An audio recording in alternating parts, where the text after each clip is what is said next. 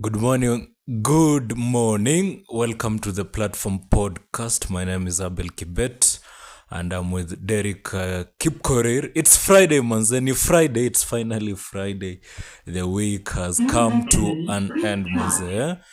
Finally, the week has come to an end. Alafu, we'll be just trying to wrap up things jinsi ambavyo mambo yamekuwa tangia Jumatatu hadi leo on Friday. So that's what is aligned for you here and so much more. Welcome. Thank you very much for those that are already tuning in for this particular conversation. So really appreciate you for those that have always been following this show, manze. To appreciate sana from Monday to Friday. We don't take it for granted. Sawa. In a few, my co-host will be introducing what we'll be speaking about. As you all know, manze, tunazungumzia yale mambo ambayo yanaendelea. What is happening in Kenya? What is happening in the world? What is happening in Mt.Elgon? And tunazungumzia kila kitu. Alafu leo mmeona niko ndani ya jezi. Ni normal but tunasonga tu regardless. Tunajua ni normal but tunasonga. Derek, manze, salimia pia wase. Thank you so much. Good morning. Welcome to our morning show. This morning you're with me, Derek Korir, and Abel Kibet, who is today, with me here to discuss, among others, the president, two of the coasts that was in day 4 yesterday. We saw the president in Lamu and Tana River County, continuing with this, affordable housing campaign and last mile connectivity. And also he did something about agriculture,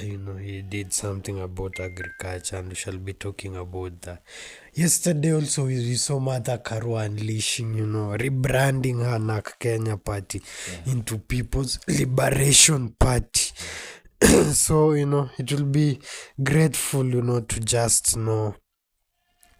Those are the things that were going on, and we saw the opposition, came out, Rigiji, other people saying they must send Ruto home. They have no other agenda, the president said they have no other agenda. Also we saw Duale yesterday in an interview in a talk show with Nation, Eric Latif and Janet Mbogo. You saw him saying Fixing the Nation. Fixing the Nation. Yeah, they have a program known as Fixing the Nation. It's a very nice program, by the way. So on Fixing the Nation, he said it's Gachagua was behind, invasion of parliament during Gen Z demonstration. And also, we shall also be talking about Congo. We saw the ICC prosecutor, Karim Khan visiting Kinshasa the other day. We shall be talking about, will this be the solution for Congo? He did say the voices of Congo, are equal to any other person on earth, and they should be listened to. And also, we shall be rounding up with, what we have been talking about, since Monday, just to keep our viewers on toes. And those who have joined us, thank you so much, thank you so much for your support. This morning, I'm here by the orders, of the Peaky Blinders. I'm here by the orders, of the Peaky Blinders, and you can't refuse. For sure. Sharon Shaz, great job. There's Shaz Sharon and Sharon Shaz. Thank you.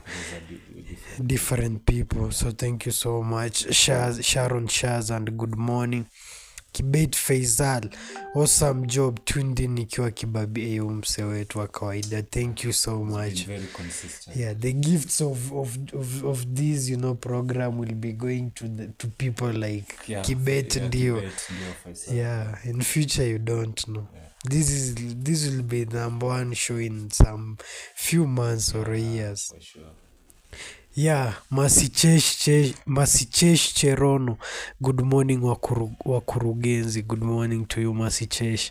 Thank you so much for joining us this morning, Kaka.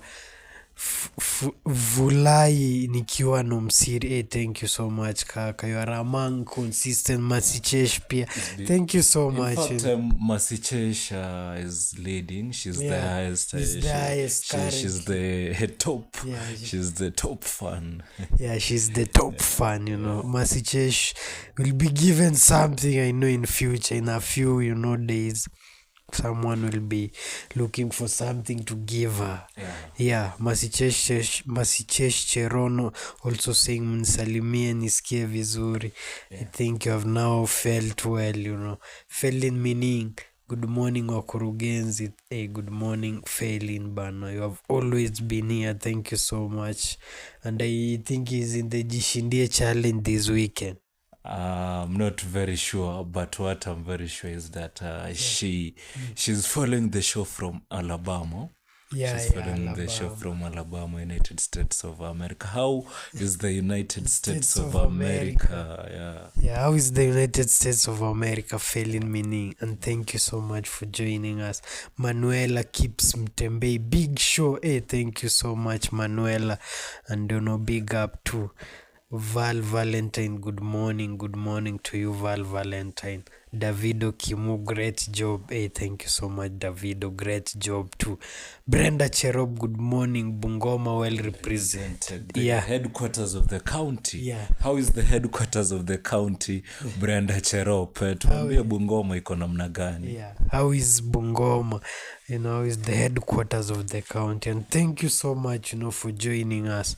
So this morning we are talking about, the continuing visit, of the president in the Coast region.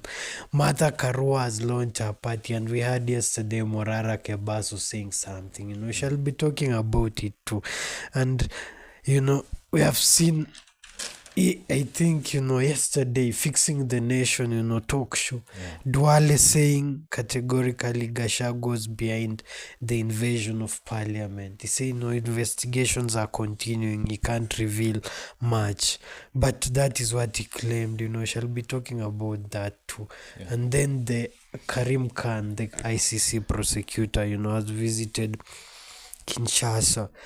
I think he visited it on Wednesday on Wednesday or Thursday, and he said, the plight of the people of Congo is equal to anyone elsewhere on earth, and thus he has come there, to listen to the civil society. People are living, people around there, so that, as M23 advances, because they have taken two major cities in the east, they have taken North and South Kivu, so that, the people, feel like, they are being heard. Shall also be talking about that, and our weekly roundup, which will also be having the stories of Mt.Elgon. And I think, also today the pool match, the pool is the final is today. Yeah, wale wapenzi wa mchezo wa pool finally, ile tournament ambayo imekuwa organized by CC Roads Bungoma County, Boni Chestit Chengek manze. I think they'll be having their finals competition, na najua Kapso vijana wengi watakuwa wamejaa sana maeneo ya Kapso. Alafu it's Friday manze, leo ni members day. So today manze, leo wasem fry manze, mmekuwa hapa kutoka Monday. Like at least we want to see the mood changing as we even discuss and do the roundup of all the events. Kumbukeni kwamba ni Friday. Friday manze. Be happy. It's been a very tough week, but we are finally here now. Yeah, you've mentioned on Karim Khan, unajua also important for people to know that Karim Khan is the former lawyer to the president. To the president of Kenya. Pale ICC. When he had problems. When he had problems with ICC. So he also came to pray in Mt.Elgon. Yes, he also came to pray in Mt.Elgon sometimes back when Ruto was being prayed. So he's a man that is, I think, well known to the people of Kenya and to the Kalenjin community and to the people of Mt.Elgon. People believe that he's the man that saved Ruto. Yeah. And why do you think the prayers of the people of Mt.Elgon maybe are not heard, but when outsiders come and pray here, their prayers are heard?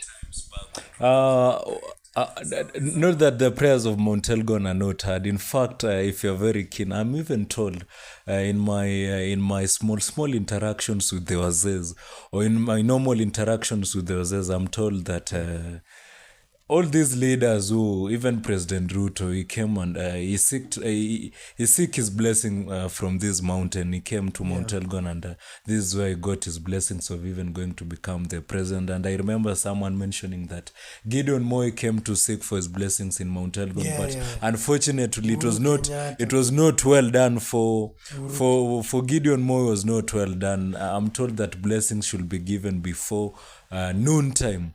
But when Gideon Moi came, he arrived early, but nasikia wazao walimzungusha too. So that's why even maybe never appeared. The politics. You remember in the Bible, Jacob and Esau. Yeah, Jacob and Esau. So Mt.Elgon is a place where leaders come and get their blessings. And we hope that moving forward, even the people of Mt.Elgon will even be in a better position even of sharing the national cake. And you had the lawyer Donald B.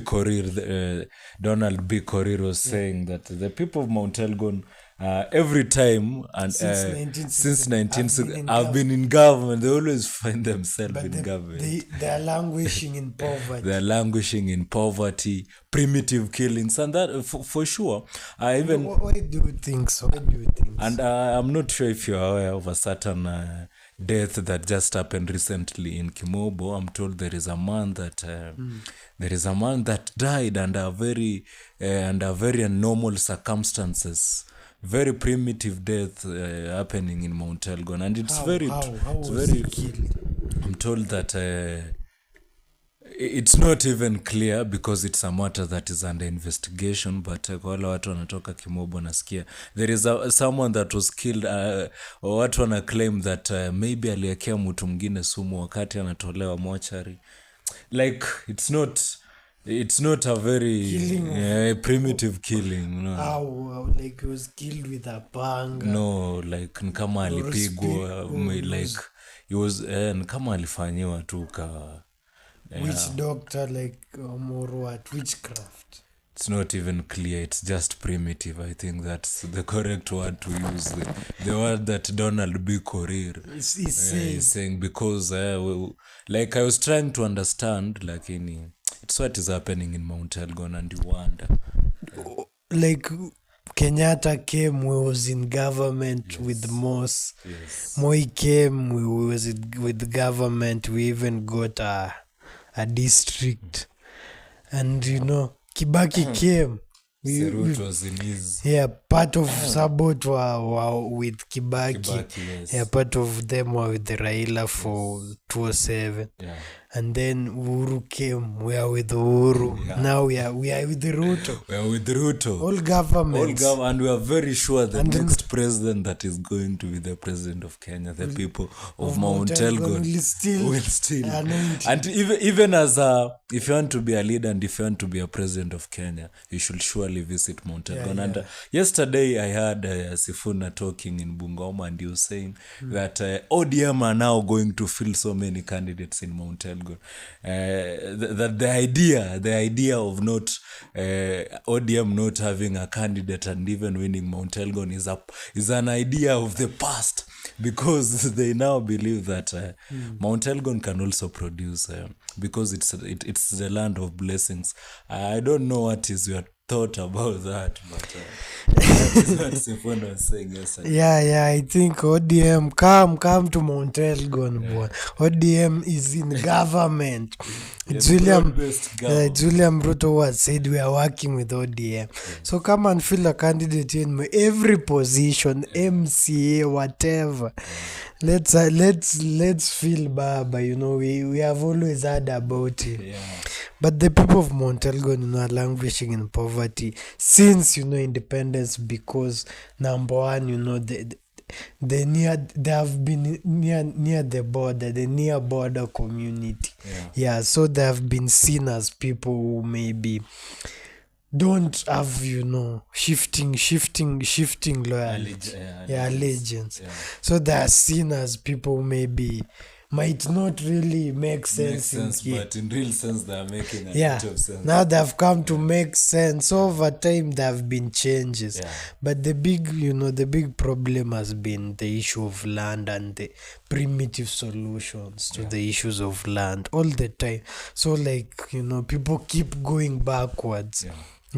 And then the elite have not sought a way forward for today. If we see it as the people from Mt.Elgon or as Sabot people, we don't know the way forward, or we are not sure of really what might happen 50 years from now, because the elite have not come and say we are pursuing this and this. So we are hoping that the elites also of Mt.Elgon become people who rule their people with vision. You tell them let's go this way, so that by 10 or 20 years we are going forward. So the people of Mt.Elgon, they deserve better. And since 1963, that is so many years. But unity first, Also, disunity has caused the people of Mt.Elgon. Yeah, some, they support lawyers and love their neighbors. Some hate lawyers and don't love their neighbors. So it becomes an issue. You get good and bad, and evil. Good and evil fighting, and the same community, end up in a zero solution, because good and bad, like a zero-sum solution. So people just end up going down and down. But we need to have a goal for the society. Maybe we as Sabot people, we say by 50 years, every road, or by 2030 or by 2035, all roads in Mt.Elgon should be tarmac. And then every politics, let it be around there, so that the tarmacking of roads never stops, because someone has come to power. It becomes like a continuous, or if it's markets, put markets in Mt.Elgon.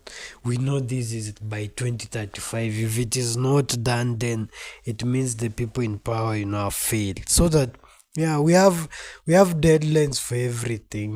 That's why people vote every 5 years.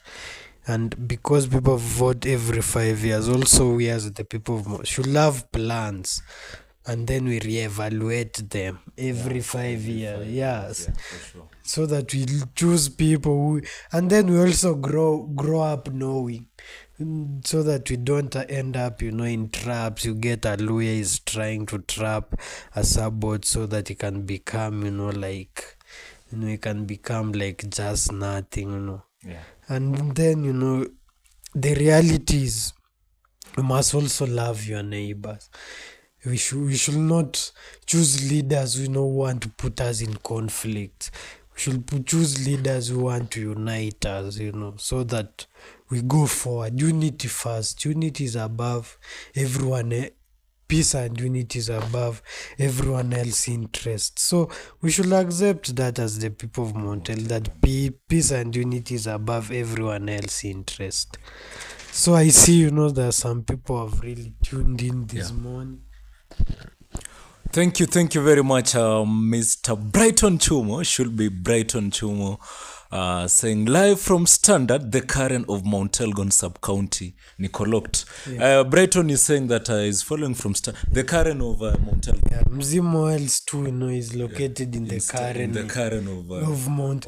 But everything, started in Standard. If everyone knows everything in Kapsokony or Mt.Elgon started in Standard. The official residence of the DC is there, the police station, the offices, the first Kapsokony High School is in Standard. The Kapsokony Primary is in Standard. Yeah, so when you come, Kapkugo is being hosted in Kapsokony Boys, it's being hosted in Standard. Yeah. And then everything, Standard is the heart of Kapsokony. The best car wash in town is in Standard. Is in Standard. Petrol station is in Standard. Yeah, and I bet 10 years. Standard. We have a bank in Standard. Yeah, Standard. The biggest. Yes. The biggest circle, I think, in Mt.Elgon. Not just Mt.Elgon. In Bungoma County. In fact, recently it was gazetted as amongst the licensed. By the Kenya circle, there's a commission, that license the circles of Kenya. It really licensed Stawisha. Yeah. And even they have the name of the building. It's Mwalimu Plaza. Yeah. So Standard, leads the way. Everything, I think. I think the best houses in Mt.Elgon are in Standard. Yeah, in Standard. If you want to just, go to Karen and you're in Mt.Elgon. Yes, come to Standard. Come to Standard. So Brighton Mwalimu is very, very right. Mercy Chesh Cherono saying Kibaki 10 years was the best. How Mercy Cherono, I think you can tell us. Are you comparing with which 10? Yeah, it depends. You're comparing with which, but it's your opinion. Yeah, it's your opinion and it really counts. Tesi anasema Abeli na kuona ndani, anasema Abeli na kuona ndani ya jezi ya Mayu. Dero, good morning. Anasema ananiona. By the way, jezi manze, this one is Visit Rwanda manze. I've seen, UK has refused the bilateral aid to Rwanda. Will Visit Rwanda stop being on Arsenal kit? No, I don't think if it's going to stop being at the Arsenal kit. In fact, it's on the kit and the socks. So, not so soon, but I remember I also have a Kenyan flag here. So, if you're not visiting Rwanda, you should be visiting Kenya. So, there is really nothing to worry about. But by the way, it's a original jersey from the Arsenal store. Ndio maana mnasikia mrembo wetu anasema hapo jezi ya Mayu. Thank you very much. Brighton Chuma anasemaje? God's time is the best. We have been in all governments but zero developments. We are sabots. We are proud. Yes. Anasemaje? Ecclesiastes says that when the time is right, the Lord will make it happen. Meanwhile, acha tukule tu vumbi. Aranea. Wanasemanga but hatuwezi kula vumbi. The way Derek amesema, I think is what we need to do is to strategize. We continue evaluating na kuona jinsi ambavyo mambo tu yanazidi kufanyika, because how to make it better.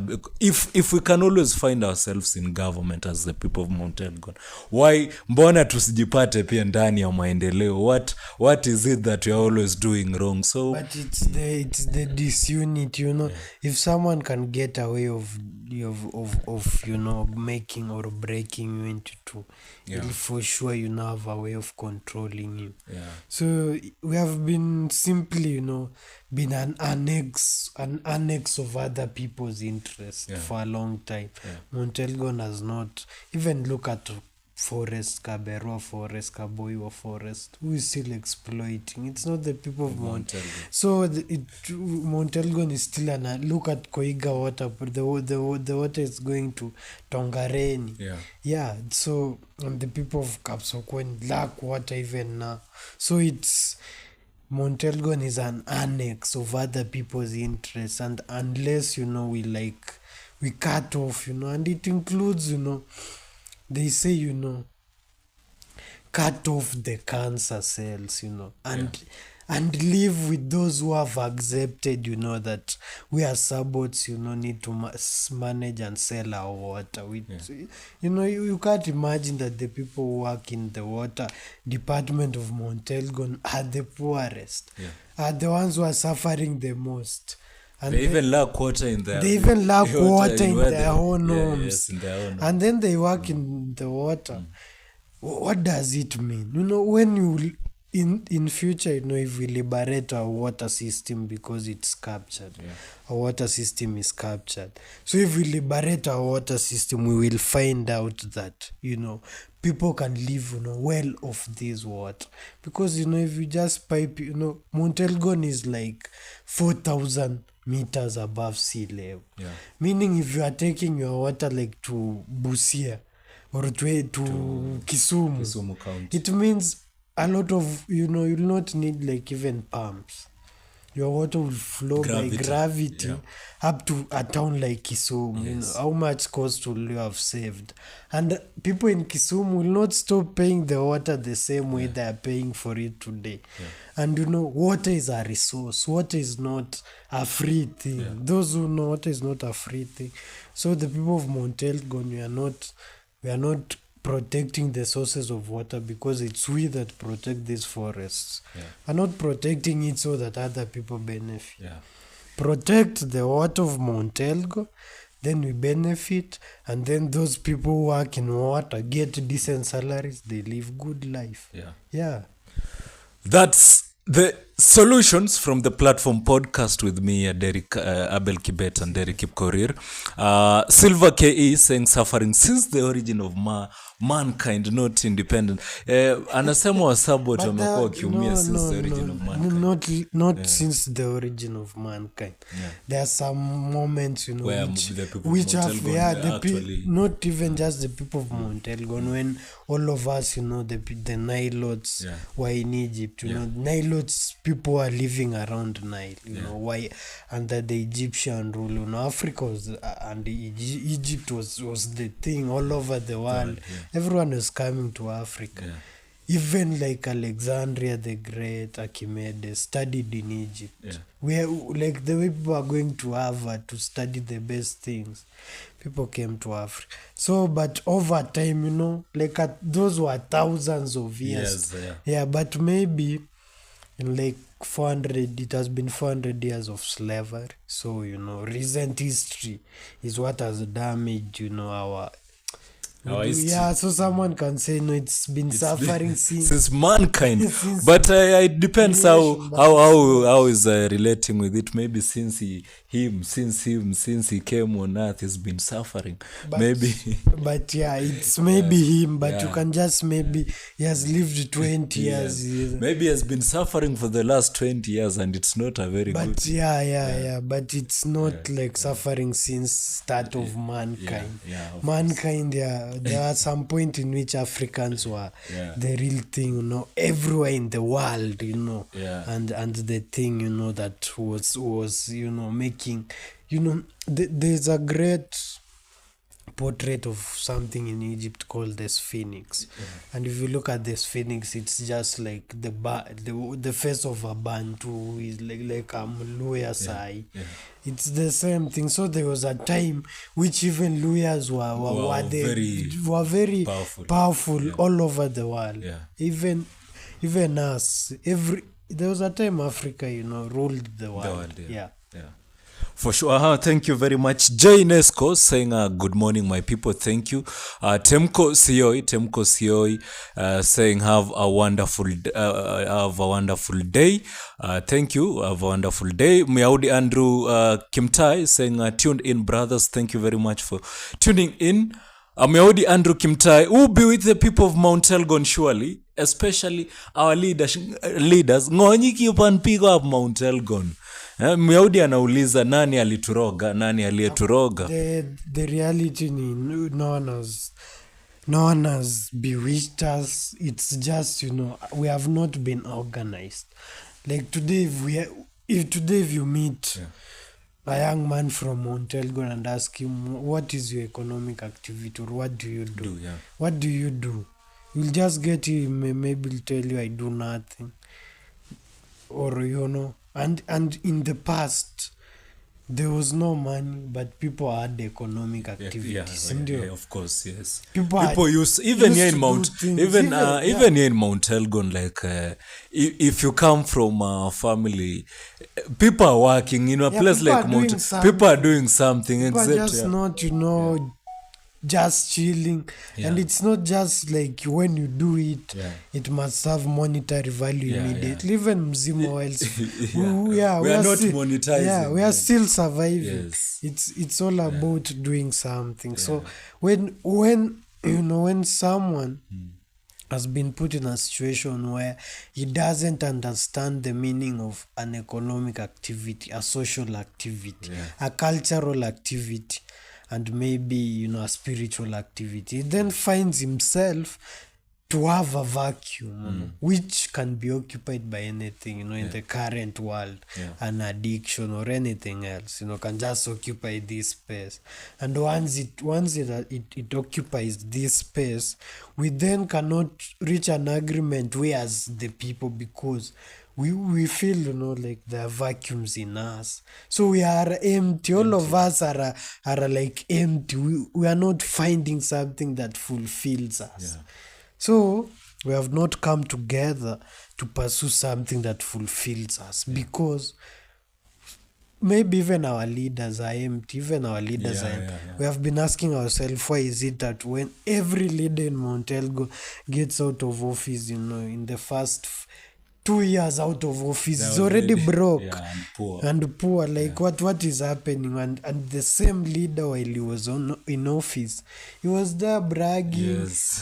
But that means then we don't see the value of these things. Even people ask them, why should I be an MC? Even when we have been in chapters during this the Sears meeting, ile mkutano yenye that was branded famously, wazee walisema ng'ombe imetoka maybe kutoka Uganda. Before we move, naona Elias Sikirio anasema platform podcast greetings, salamu SK ukiwa pale Coast.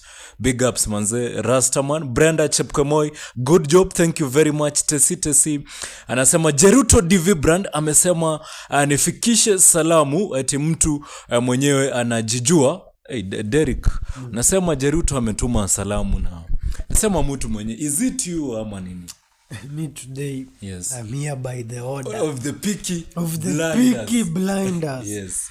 I cannot see any other thing else. That's what it is manze.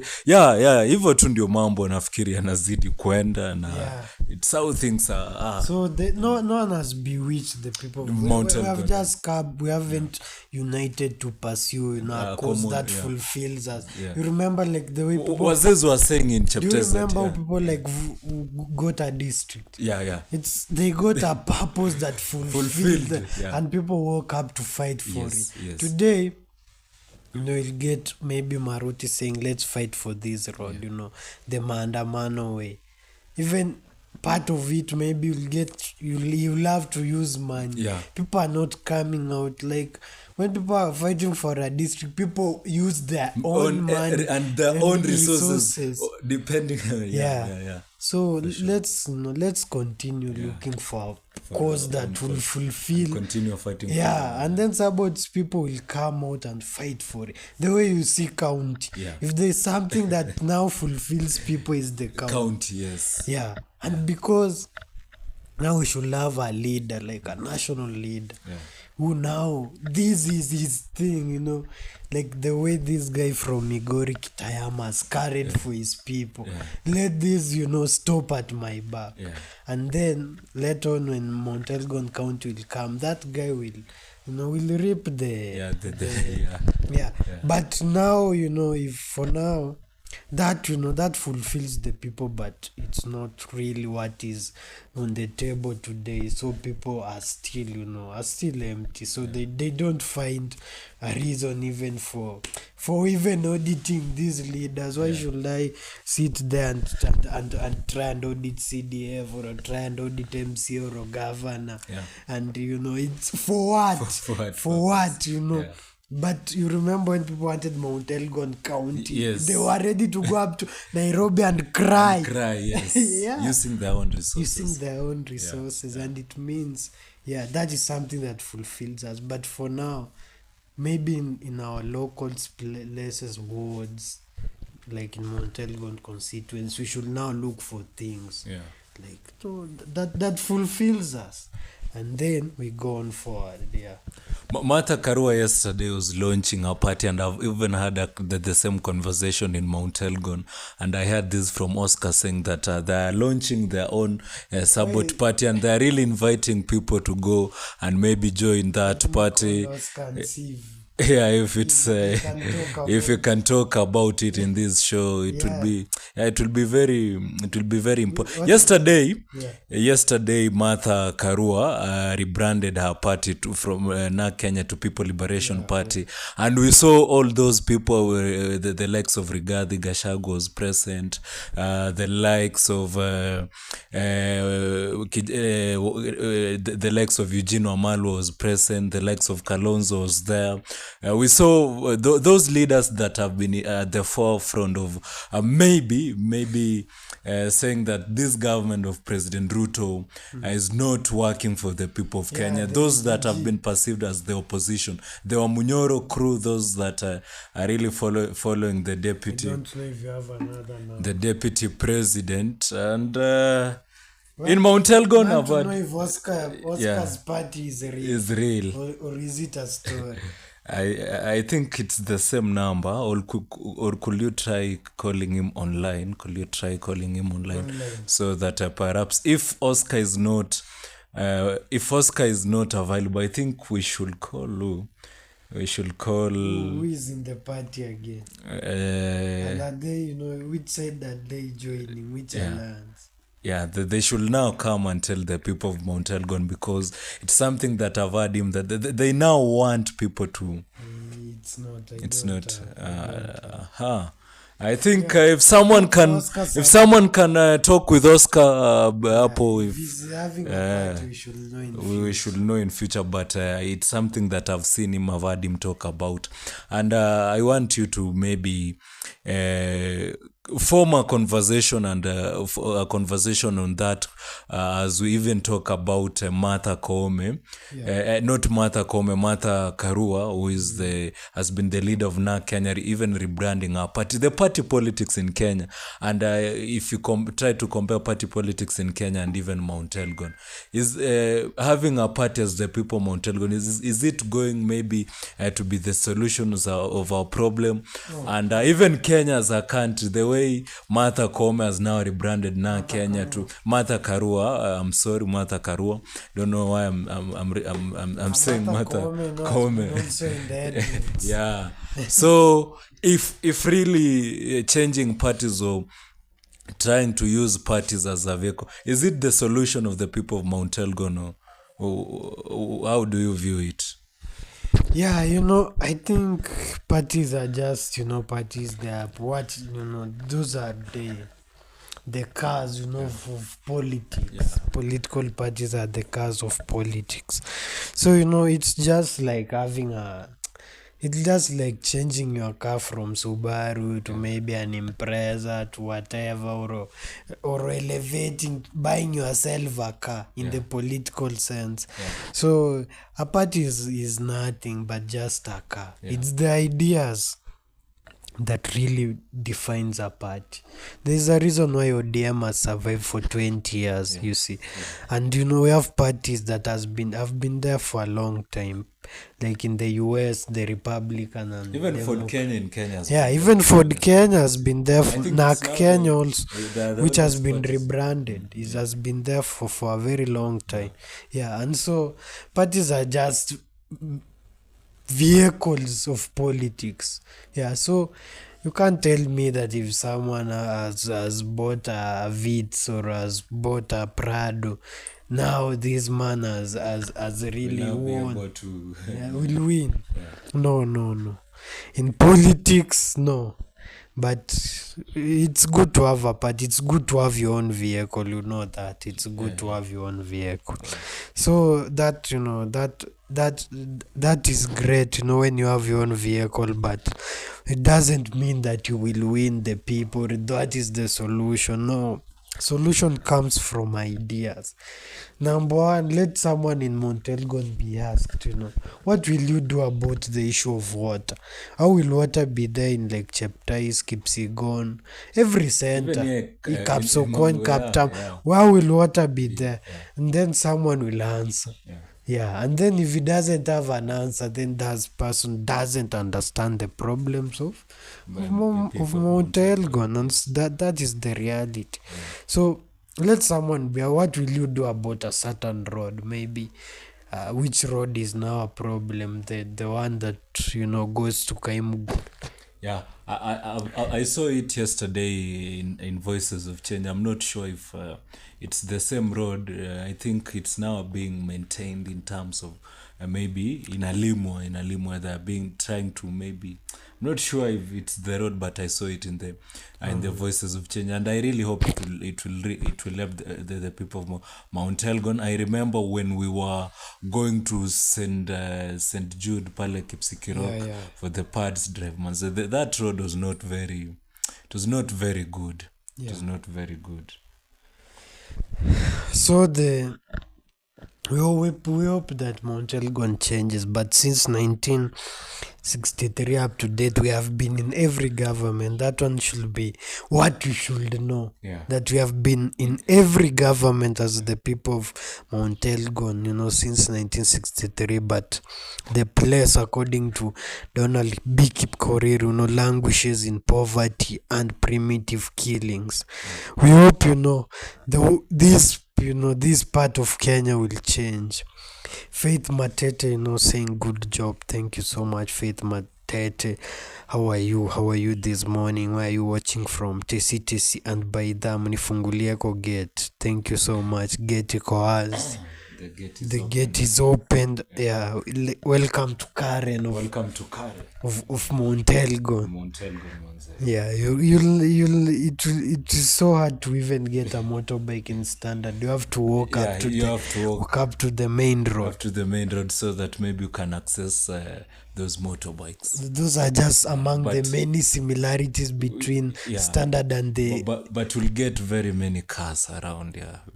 You'll get so many cars. There are so many cars. That's why maybe motorcycles are not really passing the route. And security is maximum, as we've just heard TC saying munifungulie gate. Yeah, it's beyond maximum. We have natural and man-made fences. You will not. The way it is in Karen. The way it is, and dog. Yes. The chihuahuas of Kalonzo. The neighborhood. Hey, what an interesting morning, We have seen Friday, it's Friday. And I'm wondering why people, but the people in Mt.Elgon, if they would have, broken their poverty barrier, today they will be enjoying, Yeah, already. People could just be saying, I'm already somewhere over drinking. Nyama should be the order of the day. And I think this one is going to be the culture moving forward. And I think moving forward, nafikiri grill inaendelea kuwa sawa. Grill, and every Friday hapa standard will be inviting those guys. We'll be inviting you. If you cannot do elsewhere, hapa Karen tutakuwa tunawafanyia. We'll be doing it for you. And people think standard is a joke, but standard is where everything started in Kapsokon. So, thank you, those who have joined us, including Tesi, who, is happy, to be visiting our Karen of Mt.Elgon. So the fewest people that but also we went to Cheptais the other day. We saw a posh, village, around, we saw posh houses. Yeah, I think Cheptais is also growing as a matter of fact. Yeah, we can just say, they have something like Runda. They have something like Runda Villa. They have something like Runda, because you cannot really compare it with the other end of the other end of town, because our roads are ukiangalia barabara zetu kidogo huku standard huko Kapso na huko. You remember we really had a hard time navigating around, but the houses are indeed they are really nice, really nice houses also. Yeah, we have seen the president, is in the coast region, continuing with this tour of the coast regions. A 7-day. Today is I think day 6 or day 5. I'm not sure where the president will be going today, but we have seen him, yesterday we have seen him, launching an off-grid, a solar project in Lamu. And last mile connectivity, is the heartbeat of the president. I think this is what he thinks, and dreams about. And also we have seen him launching another affordable housing, and he did something on agriculture. He did open a Bura gravity canal, water will be flowing from Tana River, into the farms of people around, I think, Bora. So this is really, an interesting thing, because one thing, is Lamu is a very insecure place. We have always had Al-Shabaab. The forest, the Boni forest. We have also seen the Manda Bay, the US, really building a camp where they can, I think, access Somalia easily, or I think even Mogadishu easily. So is the president visit of the coast, assuring people that Al-Shabaab will no longer, threaten their lives in Lamu, and via the Boni forest will these attacks, from Al-Shabaab stop? We have not seen any in recent days, but will it stop? Will we now see a Lamu that fishing is thriving, people are living in affordable houses, things are flowing? Or will it be Lamu that one day we shall wake up and hear the Mpeketoni story? Security is a matter of national concern, and security is good for everyone, and everyone wishes for good security, and I think even the people of Lamu are really supporting that, and it's the agenda. And it's true that maybe for a while now we haven't really heard about those Al-Shabaab attacks, and it's a good thing. Means that our security personnel and the security apparatus are being used as maybe it's supposed to be done. Maybe they're really doing their job well, and it's our prayer that now even the country continue putting more resources in Lamu, and even those foreign countries such as the United States, who have been clear on their fight for against terrorism, and Al-Shabaab is a terrorist group, which, in fact, the reason why even our soldiers are in Somalia, it's because of Al-Shabaab, and it was after maybe they terrorized our coastal visitors, those that tourists that maybe come to Kenya, and tourism is amongst the things that are really building us as a nation in terms of revenue, in terms of revenue, and even we earn in terms of dollars when it comes to tourism, and puts our economy where it's supposed to be. So good security at the coast, maximum security there, ensuring that we have minimum or zero terrorism attacks. It's good for our nation, and if that is the agenda of the president, and that is what he's doing at the coast, we really wish him well, and the people of the coast, it's even good for the people of the coast because we know we are very much aware of many of our soldiers who have died there. I remember in Boni Forest, while maybe trying to ensure that Lamu and those coastal areas are very, very secure. Because I remember even one of my father's friend that I used to learn with in high school was killed by Al-Shabaab in those areas. So Of Lamu, and I think since then the government has moved swiftly since then, and I haven't had any attack, which should be a very good development. Yeah. I think, the president also did visit Tana River, and he did commission the Bura Gravity Canal. We are seeing, people are taking, even here in Mt.Elgon, people are taking their fertilizers to the farm, the affordable fertilizers from our boards to the farm. I'm sure you have seen. In fact, for the first time, and what is important to our people of Mt.Elgon, it's even to tell them that mbolea iko kwa wingi. I've been there. In fact, you can't even spend more than 30 minutes there like it used to be. We have thousands. What has happened? I think the government has been able to produce to supply early and more.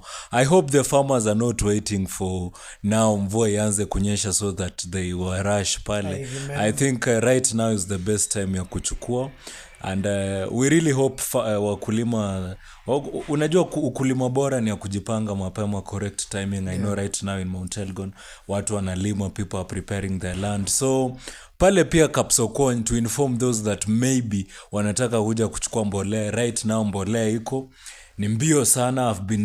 We've been there, and I think one of these days we'll be visiting there, do content there, and maybe even talk with the cereals board manager to try inform you what the government has done in ensuring that maybe farmers and that mbolea inakuwa supply. And that one has been the agenda of the president, making sure that mbolea inafikia wakulima in quest of ensuring that they're trying to subsidize production and not subsidizing the consumption. So it's the agenda of the president, and if this mbolea has reached the coast there, then it's very good.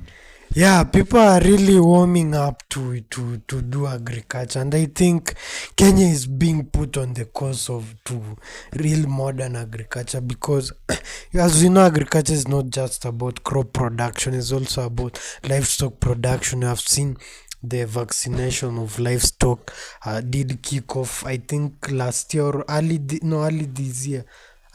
this month, did kick off in Laikipia.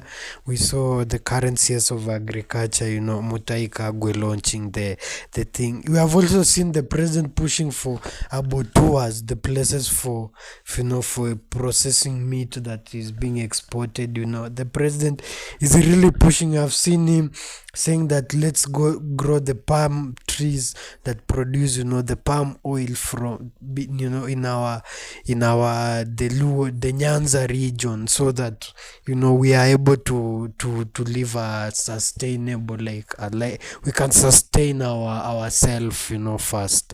So I think the president, the thing of agriculture is the core thing that he believes that Kenya is an agricultural economy, and we all know that. So we have seen also a country like Burkina Faso. I don't think if you have followed, I don't know if you have followed what is happening in Burkina Faso. Ibrahim Traore has revolutionized the country in terms of agriculture. I don't want to say maybe we know where the money goes, but today I can tell you that the people of 99% of Burkina Faso is agriculture. It's like Kenya, but remember Kenya is like 60% arid, but Burkina Faso is a different story. But also part of the Sahel region is also in the country, but he has revolutionized through giving what free farmers are plowed farms for free. He has also subsidized fertilizer. He has done everything. I think he has also looked for market, to Nini. So today, as we speak, Burkina Faso also does not import. Burkina Faso does not import any. I think that I think it exports. Now it exports food product. And we have seen, should now Ruto, after he has done fertilizer, what should he do for farmers now?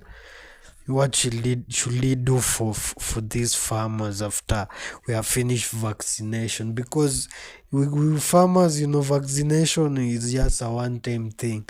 Fertilizer, you get one-time thing.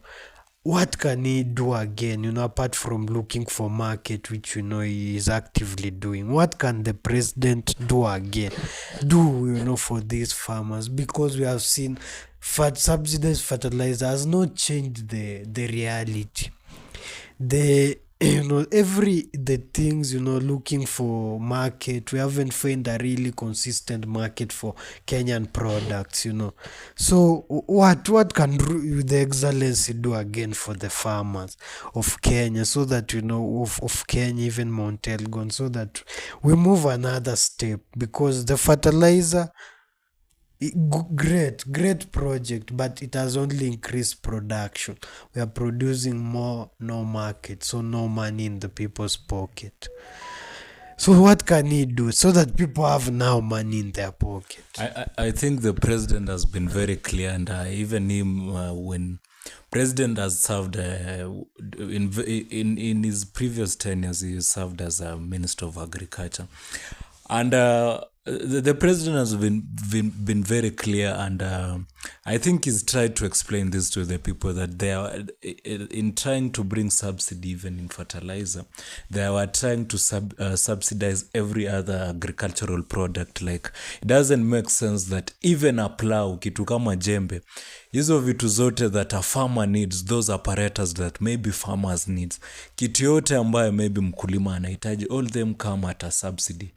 Like those farm products, maybe hata unataka even jembes, make sure that those things are affordable to the farmers. If maybe some farmers, those when wamefika ile level za kutumia hizo tractor, let those things be available to, like machinery now, let the government now be modernized, try to modernize even the equipments and everything that is happening in agriculture in terms of even seeds.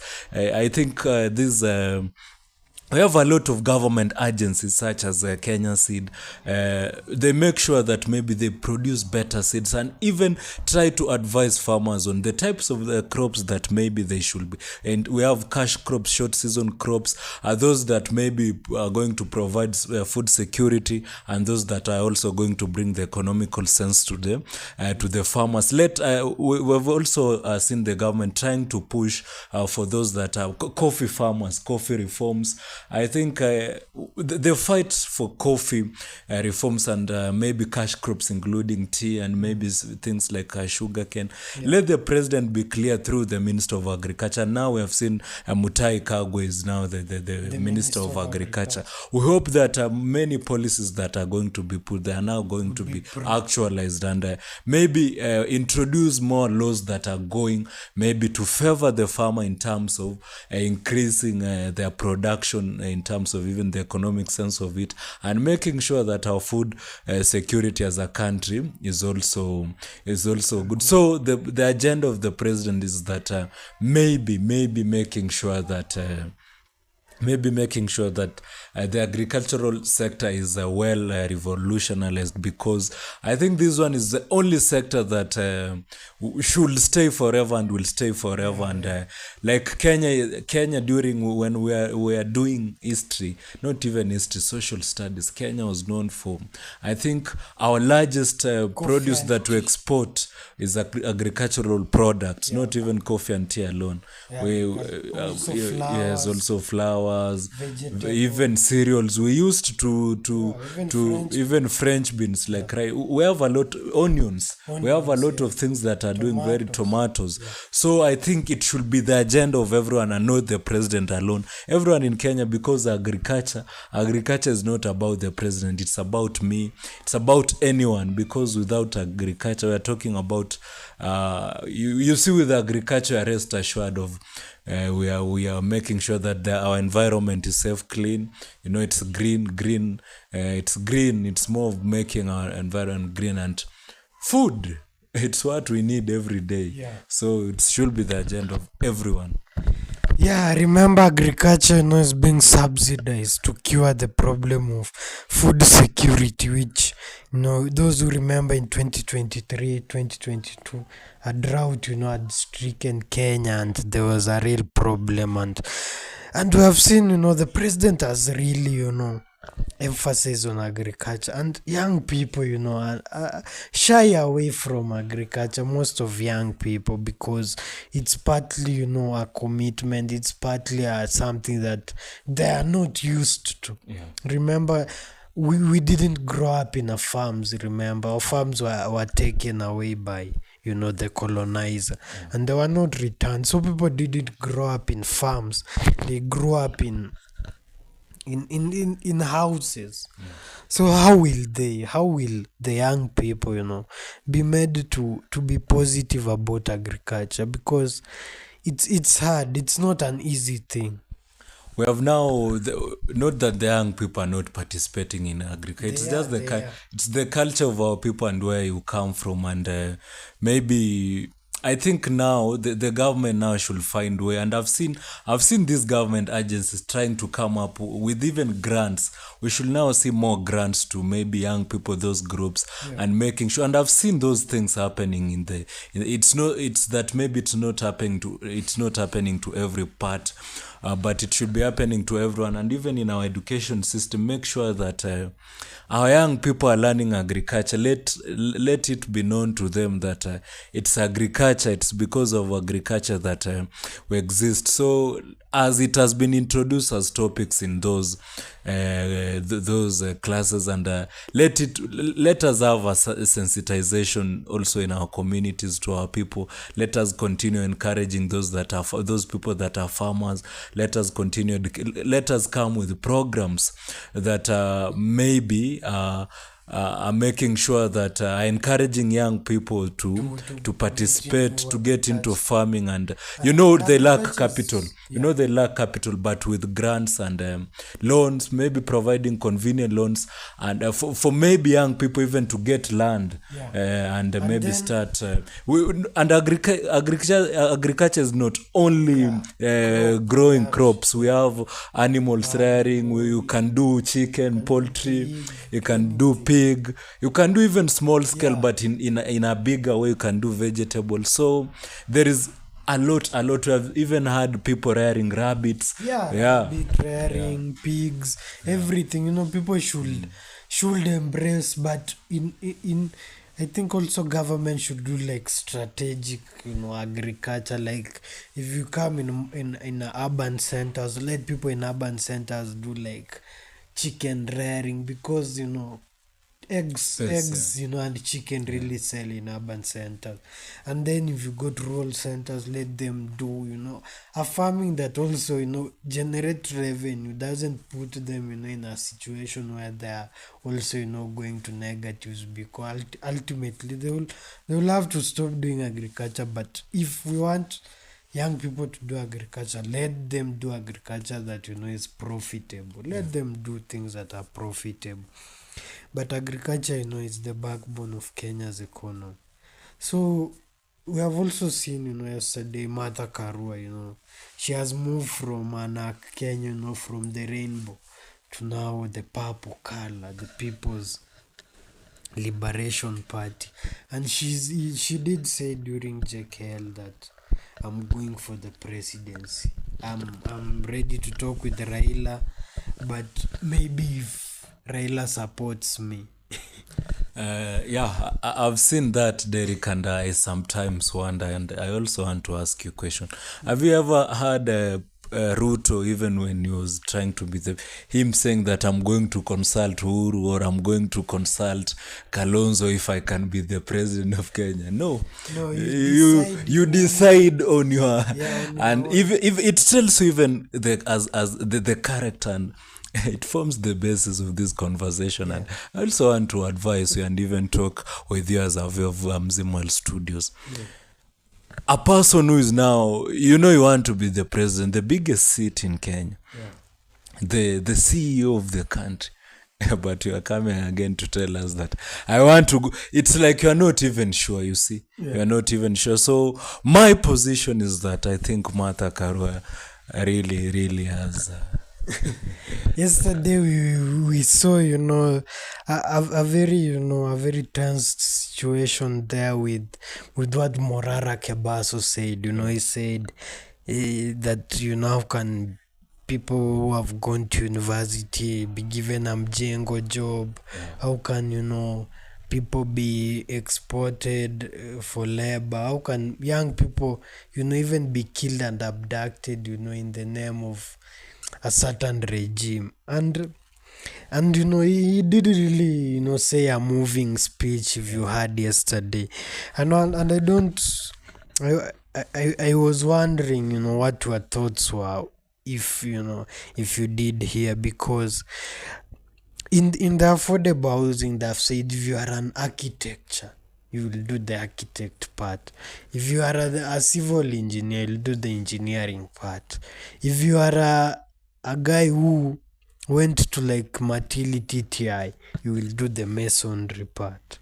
If you are a guy who didn't go to school, or didn't, you have just a form for, you haven't really, pursued something in life, you'll do the mjengo, the hard job, the mtu wa mkono job. How is it that that housing, why is it that housing is the least understood thing? I also heard him talking about that the young people are scared to hivyo pia wajitume.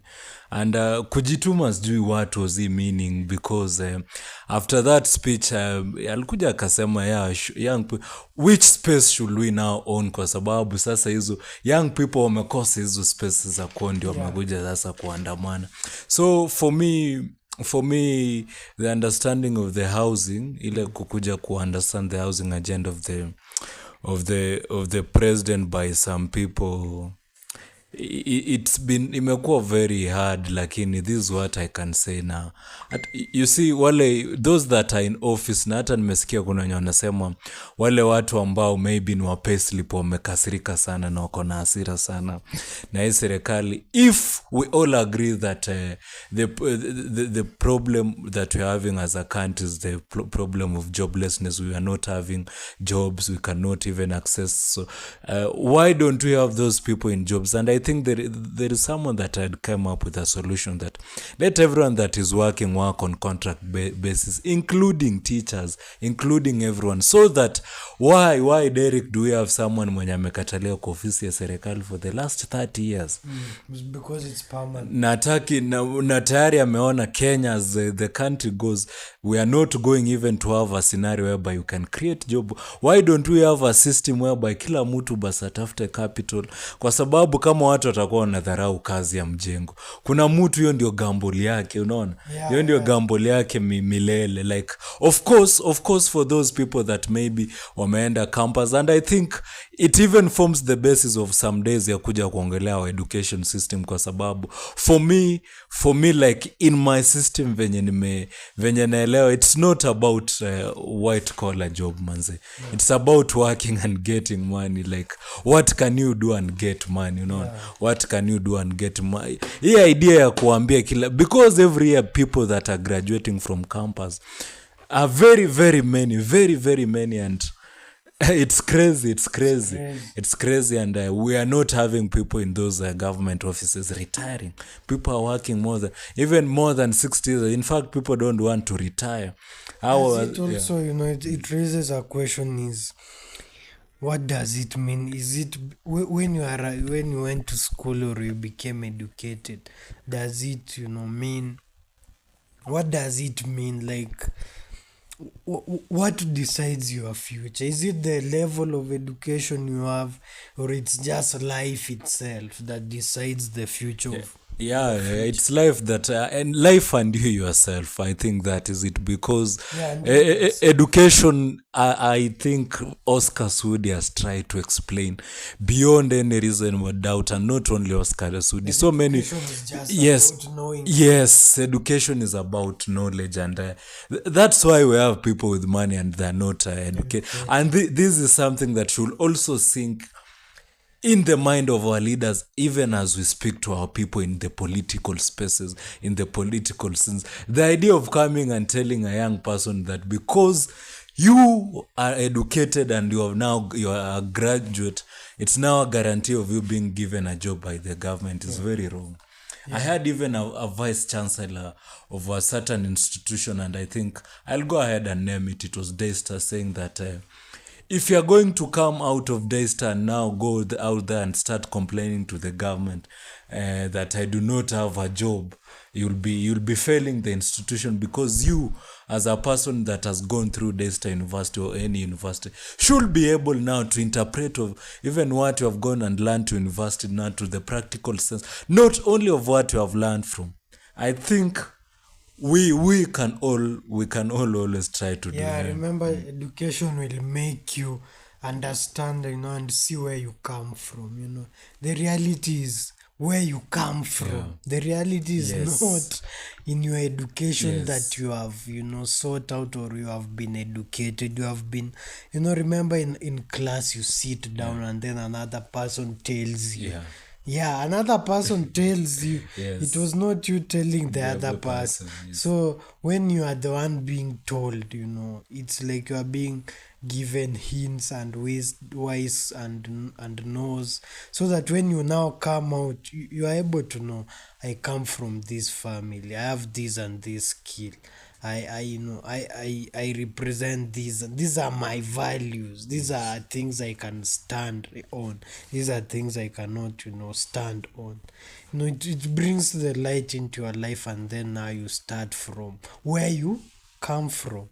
So the idea that, because you have the degrees, yes, even me have a degree, we are educated, but it doesn't mean that now, I'm guaranteed of like I've made it. No, And that is what people from the political space, leave alone they people want to here, sell yes. like this Yes. idea that, Yeah. once you have a degree, you are Yes. entitled to a pay slip. Yes. But remember, if you are to get a pay slip, it means it has to come, the money has to come from somewhere. And I think as you continue to elaborate on that, Derek, it's the young people now, the young people that are now calling themselves Gen Zs. And if you see those people that are really bitter about this government, are the young people, the Gen Z, those with degrees in there, they're saying that they're the people that are really complaining to the pro. And it forms the basis. Why are the people that are most learned are now the people that are really...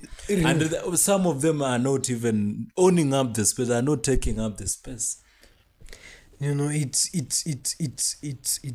It's interesting because our education was not based on reality. Our education was based on what is known all over the world. We simply, we were being told what is known all over the world, which we didn't know.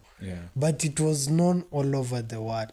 So our education, impacted us with knowledge of things that are happening all over the world, natural, artificial things, that are happening in the world.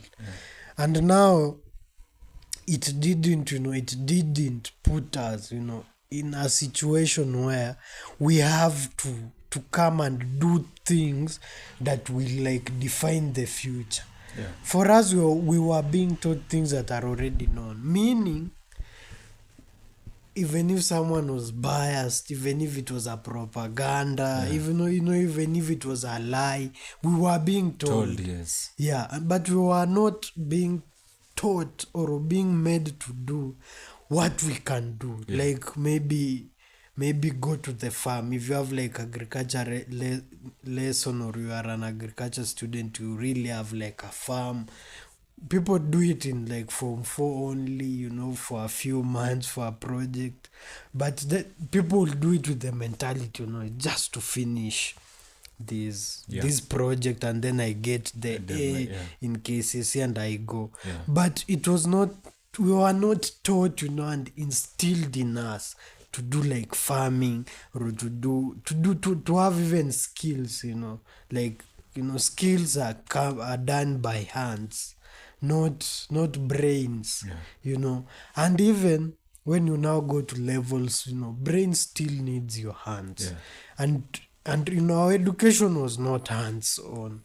May remember, but if I did like industrial chem, but it was hands on, when you went to the laboratory, being shown how to extract things. But that was just, yes, I know how to extract these things, but still, when I come outside here, I cannot access that technology or those things, because they are very expensive. We don't have industries that, we only have like, if you go to Matili and see the CNC in Matili, if you go and see the CNCs in Matili, the equipments that cut, metals and design them into molds. This thing, you'll not find it outside here. If you find it, it's very, very expensive. And if we saw it in Matili, 100,000. 100,000 for that small thing. And that is only for making bottles. What if I want to make basins or whatever? So, and now in a school where now you are not making anything, you are just being taught. This is how you make a basin. You look for plastic pellets, you look for the high density poly HDP, and then you put in an injection mold, and then the mold is the shape of a base, and then the base you don't even know what a mold is. And now when you come and then you are put in front of a CNC machine, and then you are told, now cut a metal, you have to insert the G codes and all those codes. You cannot do the it. GNC machine. And it was being done by just normal guys that can't even make statements, long English because statements. they are there. You saw them, they work there. They work there, they live there. But now, Kenyan education, you are in class. You are not in the farm, and that is agriculture you are studying. They tell you 10 reels. You don't know. You have never seen. Because you are not in the farm seeing a passion fruit. And they've changed even to CBC and whatever. But the problem is, our education need to put, people in skills, so that now Kenya can like move to the industrial age. Because if we have someone who can work a CNC machine, someone who can work an injection molder, someone who knows how to handle the plastics, the HDP, and then we have a chemist, and then we have people now improve the studies happening in universities. That is when now Kenya will be in a position of putting everyone in a job. But now Kenya today that we are speaking, over 10 million people. We just finished Form 4 and went and chilled. Others just finished Class 8, went and chilled. Others did courses like maybe medicine, but you are like an E student. So you wasted. And then there are courses in Kenya that were not even... They are just because of creating campuses. Creating campuses. So people have reached, there is like a stalemate. Where will I take these people? They don't have any skill. So the president has maybe, told people to go to TVETs. But, it's 10 million people, will not accept one day all of them, go to TVET. So as long as maybe we want jobs, but our education system is still, based on theory, we'll keep on thinking theoretical. And even in our democracy in Kenya, you'll get someone like Morara saying, I'm Jengo job. What kind of a job is this being given to a graduate? Simply because education is behind, what has told him, how. Yeah. How is it possible a learned man, a man with light in him, Yes. let's say so, a man with light in him, go and do a mjengo job.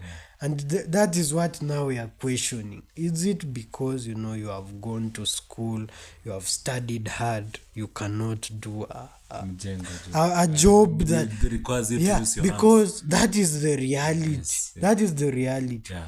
And if you and it is not even your making. Yeah. You maybe your parents, you have seen them, they have not been well off. Yeah. And colonization just ended in 1960. Yeah. It's just one generation, I Yes. think, or two from 1960. Yeah. So don't let no one blame, let no one blame anyone that I cannot do a mjengo job because I'm learned. I accept your complaints, yes, but also me, I can do any job because it's it's in Christ. It's Christ who strengthens me. It's not my education. Yeah.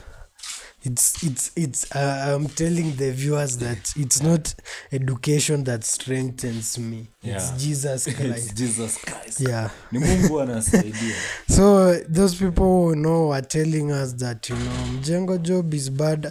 I agree with Morara, but what will we do? If imagine if someone you came from a poor family, and then and then you went to school, free education under Kibaki. Yeah. You couldn't go to school if your parent didn't have money, before Kibaki. Yeah. It meant, people went to school and they got to know things. They even know why their parents don't have those things. For sure. And then after knowing, they they get there's anger here that comes out of knowing things, and then you cannot access them. You cannot do what you have learned. You become very bothered and very angry. So someone and then you go to high school, you excel in primary because you are bright. Cramming even, not Yeah, even you cram, bright, because that was the system it that had favored you. yeah. Cram, you go to high school bursary, MP supports you because you are the smartest. And then, but the reality is, nothing has changed in your home. Your parents are still, maybe poor, they are struggling. And then this MP supports you up to university. And then it's over now. Education is over. You are now coming back. You now become a sycophant. Yeah, you now become a sycophant of the politicians. Yeah, you have there are only two options: either go back home and start from where you really now come from. Yes. Now and taking your when you take your family, it's like you are just taking everyone with you. So when you now go to the next step, you are either you have removed your family from poverty, or you are a sycophant. It's only you that has money in your family. Yeah. And it becomes very dangerous. And it becomes very dangerous because you'll need to hide. Because you are the only man or the only person with money. Yeah, you'll be the only person with money. So those are the things that educations has come with it. Yeah, but let me tell you for free, even before education, Africans were excelling. People could do like farming. The richest man came from Africa. From Africa, Mali. Yeah. Musa Mansa. That guy, even opened university, and they will tell you. We had our own education system. We had our system of here in Uganda. We had the Buganda system. The Buganda people, it's parliament. We had our own system of Katikiro. It had a speaker. Yes, we had a speakers. What was it called? So we also had a system that existed even before. Yeah. Before the education is just like, those guys, wanted us to be poor. So they wanted us to take money to schools, to their institutions. And then the systems that they created in these guys that they are changing your lives. your life will still change. You are learning the parts of the grasshopper. Princess Chepko saying good job, thank you very much. Princess Fari Chep, great job, thank you very much. It's Robin K.A. embarrassing the moment. No negativity, good vibes. Flo, thank you very much. It's Robin K.E. Abum Chelsea anasema morning show iko lit. Thank you very much, Jamaa Chelsea. And by the way, Embracing the moment. embracing the moment. I think you're saying embracing the moment, not embarrassing embracing the moment, no negativity. Aha. I think that one is at odd. And by the way, ndani ya jengo, we will be introducing tuko na mtu ako hapo nyuma, and she will be coming here to greet you. By the way, it will be happening in a few. Okay, in our other story, Bana, the CS for environment, Duale'S said, Gachagua, orchestrated the invasion of Parliament. Bana. Parliament was invaded, you remember, during 25th of June 2024, during the Gen Z demonstration. Now, during the Fixing the Nation, I think it's a talk in NTV. He did say Gachagua orchestrated, he brought goons to invade Parliament. And, there are more things that he said. He said, remember, he was the Minister for Defense and Minister for Defense, the Minister for Internal Administration, the Minister, I think the Attorney General and NIS Director, the President, the Deputy President sit in the National Security Council. Yeah, and he says, Gachagua was previewed to a lot of information. But I think he also did say that is why, Gachagua went to the coast, and bashed off the intelligence community. So Duale'S come out to say this guy, brought goons, and goons invade intermingled or entered the Gen Z's demonstration, invaded Parliament and burned things down. And I wonder, what did Gachagua, want to gain? And the action is also treasonable. Why is it that Gachagua has not even been taken to court, and been accused of treason? I've seen Kizza Besigye is on a treason trial now as we speak. So how comes, they're saying Gachagua, did a treason, you wanted to because that attempt, was seen as an attempt to overturn the constitution. If you attack one arm of government, is you have attacked all arms of government. And they did not just attack Parliament, they attacked the Supreme Court also. So two arms were attacked, and that is like an attempt to overturn the constitution, meaning it was treasonable. I think I'll say this: he who laughs last laughs the best, and the longest. And the best, the longest and the best. And regarding Gachagua right now, I think is the man that is really enjoying the moment. Solile K, as I've said here several times, is still taking place. I saw and I heard him talking yesterday, and you also heard him saying that when the time of talking above cars come, itakuwa noma sana. It would be very tough, and it will be very tough for the president. What I'm very sure that his time of talking above cars will never come. His time of being prosecuted is what is coming.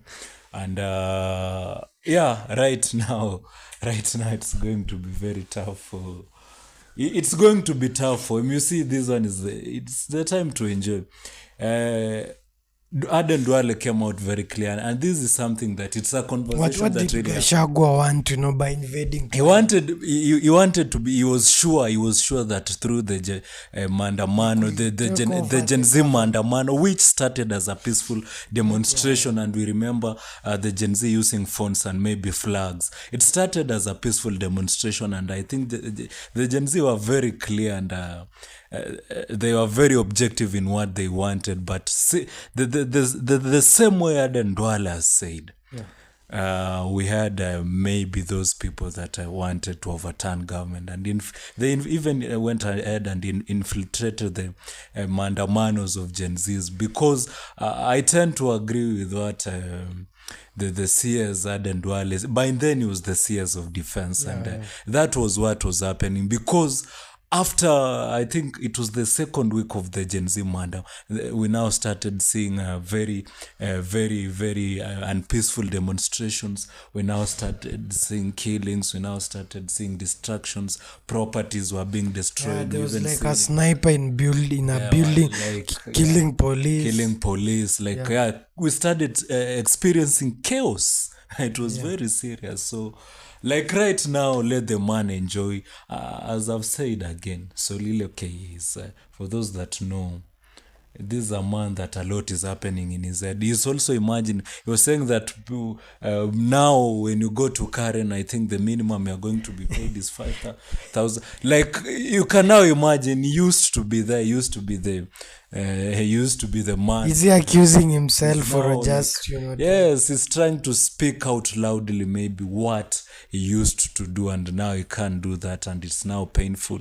He can't do that. So it's a very hurtful and dire situation, Derek. Now, he invaded. Will there be a possibility, of him being charged with treason? Yes, because right now it's that he has only been impeached, but his case is supposed to be listened at the highest court in the land, the Supreme Court, which is being now cleaned first, and then they bring those people that they now know that this. I think with the new, I think we have judges that have now taken immunity, Smoking Wanjala.